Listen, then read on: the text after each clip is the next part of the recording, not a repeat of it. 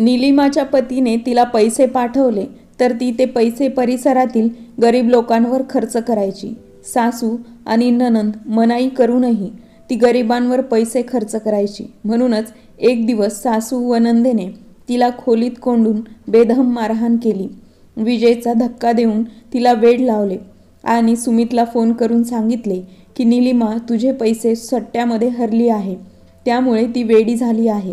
जेव्हा सुमित अस्वस्थ अवस्थेत घरी परतला तेव्हा सासू आणि नणंद यांचे भानच हरपले. निलिमाने सकाळी उठून अंगण साफ करून बाहेर चटई पसरवली. काही वेळाने दरवाजा ठोठावला. तिने दार उघडून पाहिले तर काही मुले हातात बॅग घेऊन उभी होती. दार उघडताच तिने त्यांना आत येऊ दिले आणि ते आत जाऊन चटईवर बसून वाचू लागले. निलिमा त्यांची शिकवणी घ्यायची आणि त्यांना धार्मिक शिक्षणही द्यायची. सोबत गीता पाठही शिकवायची. ती धार्मिक मुलगी होती, पण तिच्या सासरच्या घरातील वातावरण पूर्णपणे वेगळे होते. तिची सासू आणि नणंद तिला रात्रंदिवस अपमानित करायचे आणि त्यांना सर्वात जास्त त्रास व्हायचा तो म्हणजे निलिमा सकाळी लवकर उठून पूजापाठ करायची. या गोष्टीचा पण निलिमाने कधीच त्यांच्या कोणत्याही बोलण्याचा उलट उत्तर दिले नाही किंवा तिने तिच्या सकाळच्या पूजेशीही कोणतीही तडजोड केली नाही. कारण निलिमाचा नवरा देशाबाहेर दुबईत होता, त्यामुळे तिचे आयुष्य खूपच कठीण होते. तिने सुमितला अनेक वेळा सांगितले की तिथली नोकरी सोडून इथे येऊन छोटी मोठी मिळेल ती नोकरी कर, मी कमी पैशातही जगू शकेल. पण सुमितची आई आणि बहीण त्याला परत येऊच देत नव्हत्या.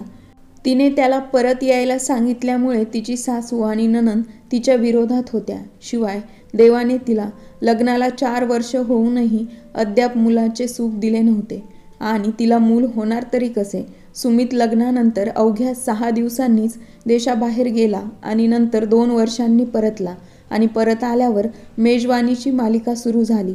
मग आई आणि बहिणी त्याला रात्री उशिरापर्यंत आपल्याजवळ बसवून ठेवायच्या. बिचारा जेव्हा कधी उशिरा खोलीत जायचा तेव्हा तो स्वतःही निद्रस्त व्हायचा आणि निलिमाही झोपलेली असायची. आणि दिवसा सासू निलिमाला एक लांबलचक मेनू देत असायची. सांगायची की हे शिजव, ते बनव, आज माझ्या भावांना सुमितला भेटायला यायचं आहे. ती बिचारी मुलगी स्वयंपाकघरात अडकून राहायची. यातच पूर्ण दिवस निघून जायचा. असेच दिवस निघून गेले आणि सुमित जाण्याची वेळ झाली. ज्या दिवशी त्याला जायचे होते निलिमाने त्याला मिठी मारली आणि ती खूप रडली. तिने सुमितला विचारले, तुझा परदेश दौरा कधी संपणार आहे? तर तो म्हणाला की एकदा माझ्या बहिणीच्या जबाबदारीतून मुक्त झालो की मी मोकळा होईल. आज या गोष्टीला 2 वर्ष झाली, पण तो अजूनही परत आला नव्हता. निलिमाने अंगणात बसलेल्या मुलांकडे पाहून हसतच म्हणाली, मुलांनो, उद्या तुम्हाला सर्वांना हा श्लोक पाठ करून यायचा आहे आणि तो मला बोलूनही दाखवायचा आहे. मग मुले जोरात म्हणाली, हो मॅडम. मुले गेल्यानंतर ती उठली आणि स्वयंपाकघरात काम करत असताना तिची छोटी नणंद किचनमध्ये आली आणि म्हणू लागली, वहिनी, आज दुपारी जेवायला व्हेज पुलाव बनवा. माझ्या काही मैत्रिणी घरी येणार आहेत. निक्की, आज मला जरा बाहेर जायचं आहे. तुला तर माहीत आहे की दर महिन्याच्या सुरुवातीला सुमित पैसे पाठवतात, तेव्हा मी सीमाच्या घरी जाऊन रेशन पोहोचवते, ती हळुवारपणे म्हणाली. तेव्हा निक्की तिच्याकडे रोखून पाहत म्हणाली, हो, तुम्ही सगळे पैसे असेच खर्च करा आणि आमच्यापैकी कोणी विचारले तर तुमच्याकडे मात्र 1 पैसाही नसेल. निक्कीच्या बोलण्यावर ती गप्प झाली. तिला सुरुवातीपासूनच सवय होती की तिला जास्त वाद घालायला आवडत नव्हता. तिने निक्कीला सांगितले की ठीक आहे, मी आधी पुलाव बनवते, मग निघते. मग तू स्वतः तुझ्या मैत्रिणींना जेवण वगैरे देऊन दे. निक्की तिच्याकडे टक लावून आईला हाक मारू लागली. काही वेळाने कल्याणीजी धडपडत आणि थरथरत बाहेर आल्या.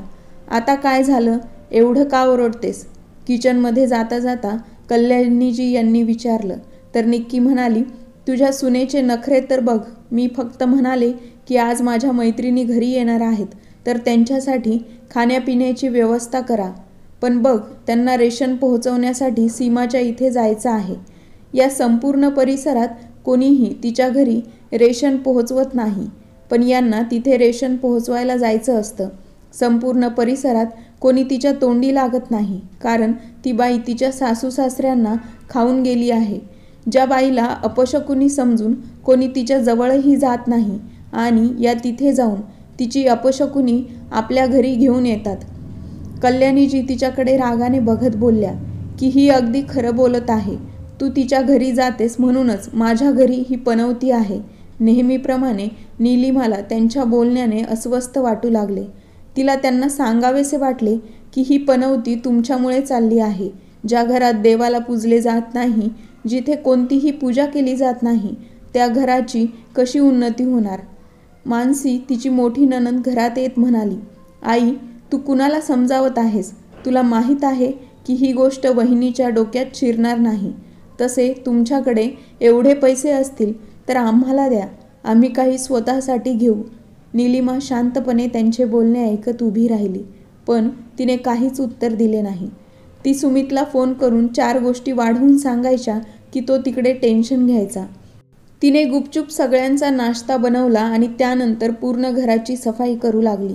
साफसफाई करून झाल्यावर निक्कीच्या मैत्रिणींसाठी जेवण तयार केले आणि जेवण तयार करून झाल्यानंतर ती परत घराबाहेर पडली. बाजारातून रेशन घेऊन ती सीमा दिदी यांच्याकडे पोहोचली तेव्हा सीमा दिदीने तिला थंड लस्सी आणून दिली. तिने सीमा दिदीकडे पाहिले तर ती खूप उदास दिसत होती. तिने सीमा दिदीला विचारलं की सगळं काही ठीक तर आहे ना सीमा दिदी? सीमा दिदी सांगू लागली की मी काय सांगू तुला, खरं तर माझी मोठी मुलगी पायलची 10वीची परीक्षा जवळ आली आहे, पण तिची ट्युशन घ्यायला कोणीही तयार नाही आणि तिची परीक्षेची तयारी अजिबात झालेली नाही. ती खूप रडत होती. मी खूप टेन्शनमध्ये आहे. माझी मुलं मला 100 प्रकारचे प्रश्न विचारतात की असं काय झालं आहे की लोक मला पनवती म्हणू लागले. मला सांग मी काय करू? यात माझा काय दोष होता?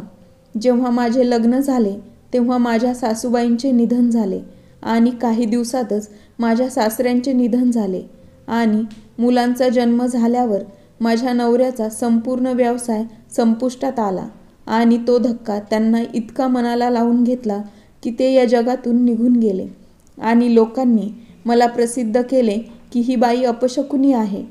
कुणीच असं म्हटलं नाही की या बाईवर इतकं मोठं संकट आलं आहे तर तिला धीर देऊ, तिला हिंमत देऊ. पण तुझ्याशिवाय मला कोणीही धीर दिला नाही. तू नसतीस तर कदाचित मी माझ्या मुलांसह कधीच जीव दिला असता. सीमा बोलता बोलता रडू लागली. अरे सीमा दीदी, तुम्ही असे रडू नका, मी आहे ना. आणि राहिली गोष्ट पायलच्या ट्युशनची, तर तिला माझ्याकडे पाठवा, मी संध्याकाळी तिला शिकवेन. नीलिमाने सीमा दीदींचा हात धरून तिला आश्वासन दिले. तेव्हा सीमाचा चेहरा उजळला. सीमाने तिला मिठी मारली आणि म्हणाली, देव तुला सर्व सुख देव आणि देव तुला लवकरात लवकर मुलंही देवोत.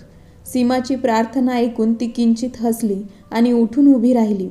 ती घरी पोहोचली तेव्हा मानसीचे सासरचे लोक आले होते. तिला पाहून कल्याणीजी म्हणाल्या, ही बघा आली माझी सूनबाई. मानसीच्या होणाऱ्या सासरच्या लोकांसमोर सासूबाई त्यांच्या तोंडून जणू काही साखर बाहेर पडत होती. नमस्कार करत ती त्यांच्या पाया पडली. मग कल्याणीजी तिला म्हणाल्या की जा आणि किचनमध्ये काहीतरी खाण्यापिण्याची व्यवस्था कर आणि मानसीला सोबत मदतीला घेऊन जा. मग ती गुपचूप स्वयंपाकघरात कामासाठी निघून गेली. मानसी ही तिच्या सासरच्या मंडळींसमोर चांगले दाखवण्यासाठी म्हणून स्वयंपाकघरात आली, पण ती एका बाजूला बसून मोबाईलमध्ये व्यस्त झाली. नीलिमाने तिला 1-2 वेळा काही कामही करायला सांगितल्यावर मानसी मोठे डोळे करून तिच्याकडे पाहू लागली. बिचाऱ्या एकट्या नीलिमाने सर्व पाहुण्यांसाठी जेवण बनवले. नीलिमा खूप दमली होती. किचनमध्ये उभी राहून तिची कंबर मोडली होती, पण अजूनही तिचे काम संपले नव्हते. रात्री उशिरापर्यंत ती आपल्या कामात व्यस्त होती. पाहुणे गेल्यानंतर तिने संपूर्ण स्वयंपाकघर आणि घर स्वच्छ केले. यानंतर तिने दिराचे आणि नंदेचे कपडे इस्त्री केले. या सगळ्यातून मोकळी होऊन ती बेडवर बसणारच होती की तिचा मोबाईल वाजू लागला. तिने नंबर पाहिला तर सुमितचा फोन होता. तिच्या चेहऱ्यावर हळूच हसू उमटले. तिने हॅलो म्हणत फोन कानाला लावला. पलीकडून सुमित म्हणाला, मॅडम तुमच्याकडे तर तुमच्या नवऱ्यासोबत बोलायला अजिबात वेळ नाही. मी इथे तुझ्या आठवणीत बेचैन होऊन कधीपासून तुला फोन लावत आहे, पण तू खूपच जास्त बिझी आहेस वाटतं. तुला माझी अजिबातच आठवण येत नाही का? पलीकडून सुमित रुसलेल्या स्वरात तिच्याशी बोलत होता. हे ऐकून ती खळखळून हसली आणि खूप गोड स्वरात म्हणाली, तुम्ही मला कधी विसरता, जी तुम्हाला माझी आठवण काढावी लागते. माझ्या तर प्रत्येक श्वासात, प्रत्येक विचारात तुम्हीच आहात. सुमित पलीकडून हसला आणि म्हणाला, अच्छा, तर आता तू मला मस्का लावत आहेस. सुमितच्या बोलण्यावरती हसतच म्हणाली, अच्छा, म्हणजे तुम्हाला वाटतंय की मी तुम्हाला मस्का लावत आहे. ही साफ चुकीची गोष्ट आहे. सुमित, हो, मग अजून काय बोलू? मला तर हेच बोलावं लागेल ना. तुला तर माझ्याशी बोलायला अजिबात वेळ नाही. दिवसभर आज तुझ्या फोनची वाट पाहिली. आज सुट्टीचा दिवस होता, पण तू कुठे बिझी होतीस माहीत नाही. आज मानसीच्या सासरची मंडळी आली होती. त्यांच्यासाठी जेवण वगैरे काही बनवायचं होतं, म्हणूनच तिथेच बिझी राहिली. आणि मग ती एक एक करून तिची दिनचर्या सांगू लागली. तर पलीकडून सुमित म्हणाला, अरे ठीक आहे, आता बस कर. तू फक्त सगळ्यांची सेवा करण्यातच व्यस्त राहा. आता मी काही दिवसांनी परत येत आहे. मला फक्त काही दिवसांसाठीच यायला मिळेल. तू हे कर, ते कर असेच करत असतेस आणि मग नातेवाईकांच्या घरी येणे जाणे थांबतच नाही. यावेळेस मी कोणत्याही नातेवाईकाच्या घरी किंवा पार्टीला न जाण्याचा निर्णय घेतला आहे. यावेळेस फक्त आपण दोघं आणि आपला वेळ असेल. काय विचार आहे? मग हनीमूनला जाऊया का? सुमितच्या बोलण्याने तिचा चेहरा लाल झाला. मग ती बराच वेळ सुमितबरोबर बोलत राहिली आणि बोलता बोलताच झोपी गेली. दुसऱ्या दिवशी सकाळी ती उठून तिच्या नित्यक्रमानुसार सर्व कामे करू लागली आणि संध्याकाळी सीमा दीदी आपली मुलगी पायलला घेऊन आली तेव्हा तिला शिकवू लागली. पायलला येऊन 2-3 दिवस झाले होते. पायल तिच्याशी आधीच क्लोज होती, पण आता ती जास्तच क्लोज झाली होती. पायल अधूनमधून तिला कामात मदतही करू लागली.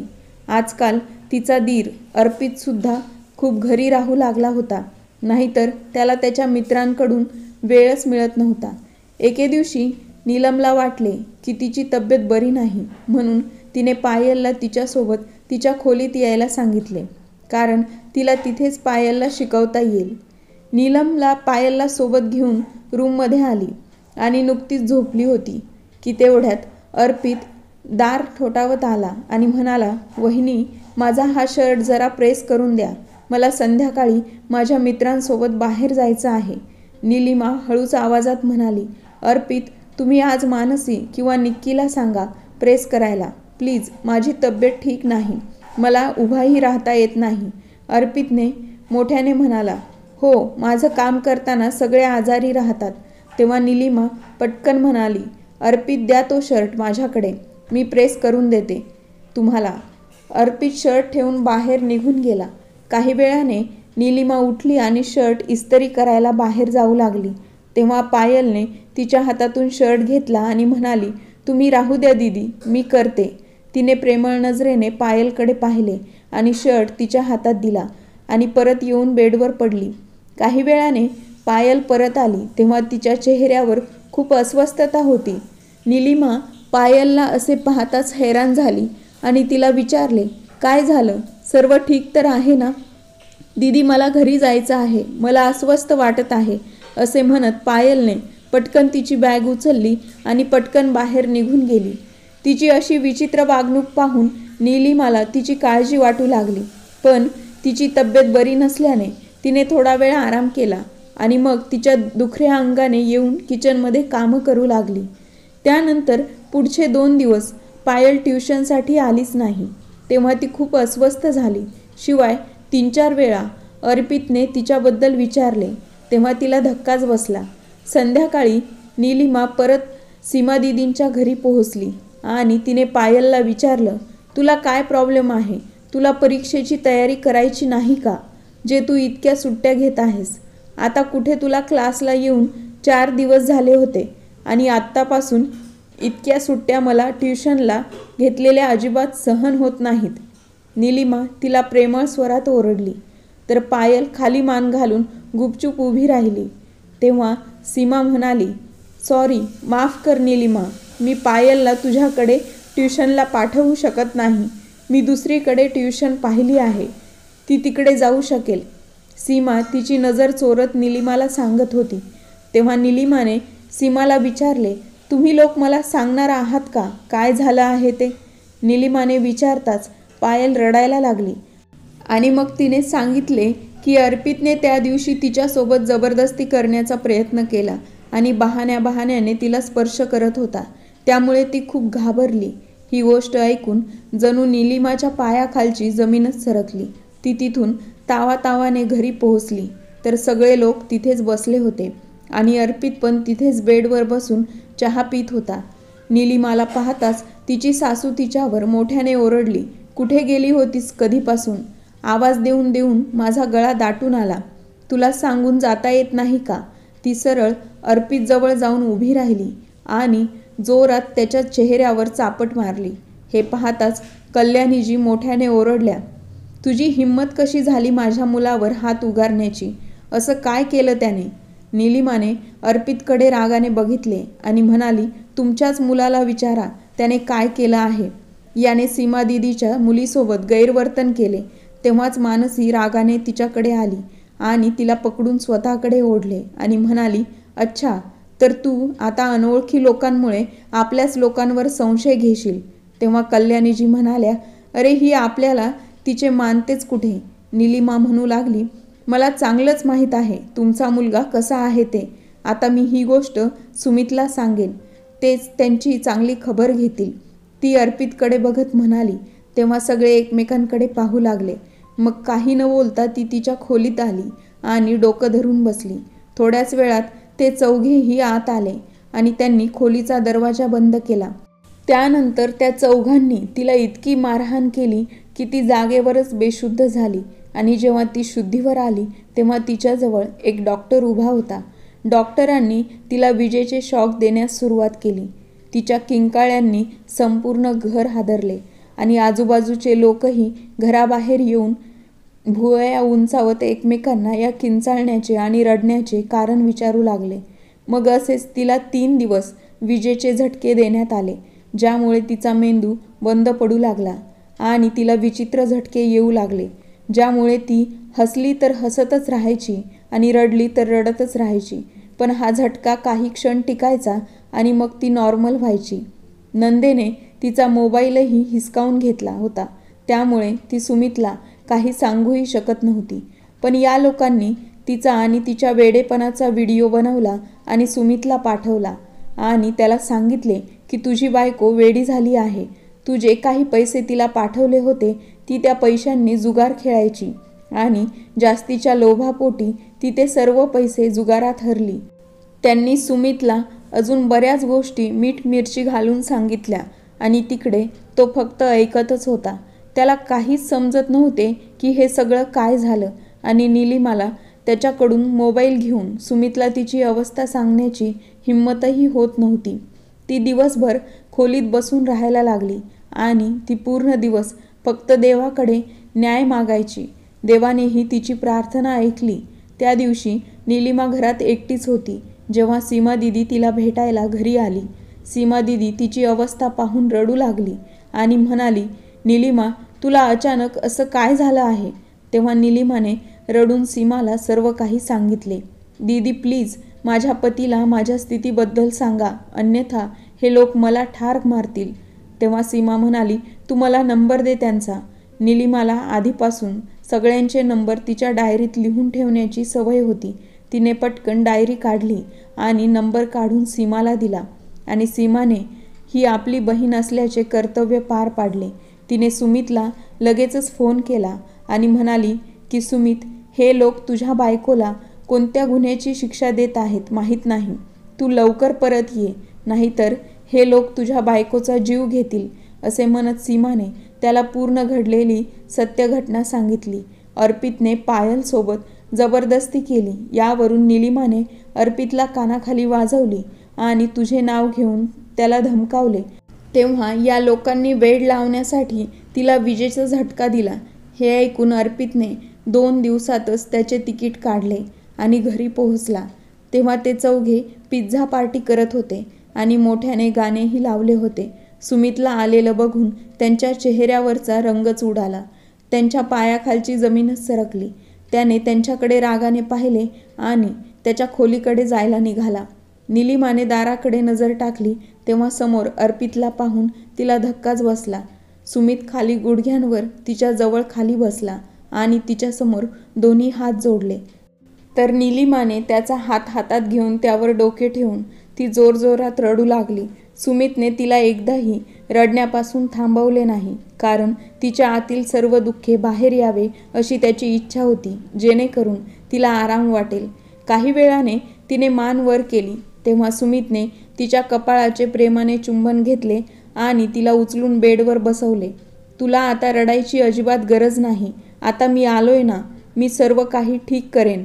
सुमितने हे सांगताच तिने त्याच्याकडे समाधानाने पाहिले आणि त्याला पाहत होकारार्थी मान हलवली.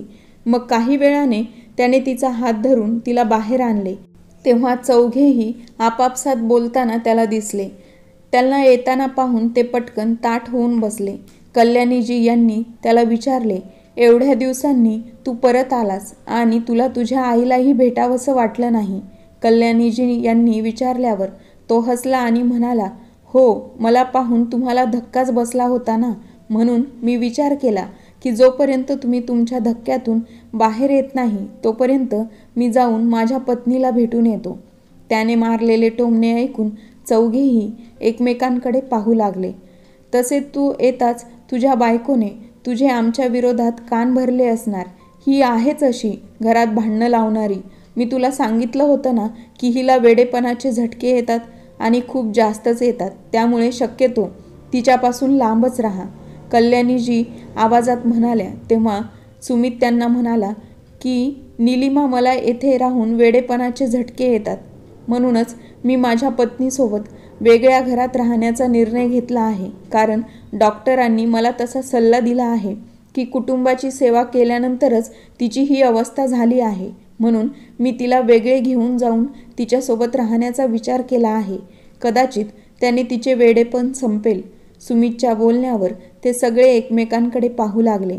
त्यानंतर त्या क्षणी निलिमासोबत तो घरातून बाहेर निघून गेला. त्याच्या ओव्हरटाईममधून त्याने जे काही पैसे कमावले होते त्याने ते जपून ठेवले होते आणि त्याच्या मित्राच्या मदतीने त्याने निलिमाच्या नावावर एक घर विकत घेतले होते आणि ते भाड्यानेही दिले होते. पण तिची परिस्थिती लक्षात घेऊन त्याने ते घर रिकामे करून घेतले होते आणि आता तो तिला घेऊन तिथेच जात होता. एका घरासमोर टॅक्सी आल्यावर तो निलिमासोबत आत आला. घरात फक्त 2 खोल्या होत्या, पण भिंतीवर संगमरवरी फरशा लावलेल्या होत्या. निलिमाने काळजीने घराकडे बघितले आणि म्हणाली, सुमित, याचं भाडं खूप जास्त असेल ना? आपल्याला अजिबात भाडं द्यावं लागणार नाही. सुमितच्या विनोदी शैलीने ती गोंधळून गेली आणि त्याच्याकडे पाहू लागली. तिची परिस्थिती पाहून सुमित हसला आणि म्हणाला, काय झालं माझी प्रिय बायको, तू जरा गोंधळलेली दिसत आहेस. सुमित, तुझे शब्द माझ्या डोक्यावरून जात आहेत. ती जरा चिंतेत बोलली. तेव्हा सुमित जोरात हसला आणि म्हणाला, हे घर भाड्याचे नाही तर आपले स्वतःचे घर आहे. मग जेव्हा सुमितने तिला सगळा प्रकार सांगितला तेव्हा तिच्या चेहऱ्यावर आनंद दिसू लागला आणि तिच्या डोळ्यातून अश्रू वाहू लागले आणि निलिमाने सुमितकडे प्रेमाने पाहत त्याला घट्ट मिठी मारली. मग निलिमाने हे घर स्वर्गात बदलले. सुमितला एका कंपनीत चांगली नोकरी मिळाली होती. निलिमालाही एका कंपनीत ऑनलाईन शिकवणीची नोकरी मिळाली होती आणि तिने मुलांना ऑनलाईन शिकवणी देण्यास सुरुवात केली. काही वेळाने देवाने त्यांना जुळी मुलं देऊन सर्वांची तोंड बंद केली. जुळ्या मुलांना सांभाळणे कठीण होते, पण जेव्हा सीमा दीदीही त्यांच्या वरच्या मजल्यावर राहायला आल्या तेव्हा त्यांची ही समस्याही दूर झाली. पायल आणि सीमा दीदींनी मिळून मुलांचा सांभाळ केला. सुरुवातीला कल्याणीजी आणि इतर सर्वांनी त्यांच्याशी संबंध तोडले, पण सुमित आणि निलिमा नाराज असूनही त्यांना भेटायला जायचे. सुमितने स्वतः 2 बहिणी आणि भावाचे लग्न लावून दिले आणि मानसी आणि निक्कीच्या सासरच्या मंडळींनी त्यांना नियंत्रणात ठेवले. त्यांच्यात काही सहनशीलतेची कमतरता होती, तर त्यांच्या सासरच्या लोकांनी त्यांना मारून मारून वठणीवर आणले होते. अर्पितच्या बायकोने कल्याणीजी यांचे जगणे कठीण केले होते. त्याच दरम्यान कल्याणीजी यांना हृदयविकाराचा झटका आला. नेहमीप्रमाणे मोठ्या मनाने नीलिमा कल्याणीजी यांना आपल्याजवळ घेऊन आली आणि रात्रंदिवस त्यांची सेवा केली आणि देवाने त्या बदल्यात त्यांना भरपूर काही दिले. सुमितला कंपनीकडून मोठं घर आणि गाडीही मिळाली होती. आता ते आनंदात होते. कथा कशी वाटली नक्की सांगा. चॅनलला लाईक आणि शेअर करायला विसरू नका आणि चॅनलला सबस्क्राईब करायला विसरू नका. भेटूया नवीन एका व्हिडिओमध्ये नवीन एका कथेसह.